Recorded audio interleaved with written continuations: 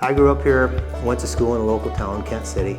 Went off to college, was going to get in tool and die, and it didn't take me long. When I went to school, I found out that I missed the farm and had an opportunity to come back and farm with my father. We used to be a farrow finish operation when my parents had it, and then in the late 90s, we had an opportunity to get out of the farrowing operation and just focus on finishing market hogs. But we had an opportunity about 3 years ago to buy a farrowing facility in Indiana, and I bought that with my son Justin, about a 1,400 sow farrowing operation that produces pigs that we finish out here in Michigan and in Indiana. Just like working with any family, it can have its challenges, but I think the best part about it is that we all have the same passion for what we're doing. So when there are arguments, I guess, it's always coming from a place of we have the organization and the family in mind. Farming hogs can be difficult. There's not always good margins in it, and he's found a way to kind of thrive through all that over the years, and so I give him a lot of credit for that. He wears a lot of hats too. He's not just a pig farmer. He sits on a lot of boards. He's very involved with our legislators, just advocating for the pork industry. What I have seen in Tim is someone that sees the world outside the boundaries of his farm.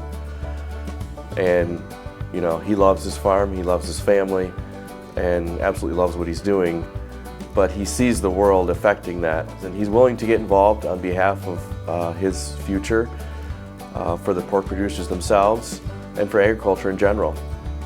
We've had many long discussions about that. I'm a dairy farmer by trade myself, and he really cares about the future. Tim's deserving of this award because he does it the right way. Everybody that I know that's interacted with him always speaks very highly of him, and it's just his overall professionalism. And when I look around, when there's things that need to get done, whether it's in his community, whether it's in our organizations, if you ask Tim, the odds are he's willing to step up and help out. And everybody's got a busy schedule. Tim always finds time. I'm glad I got the opportunity to farm with my dad.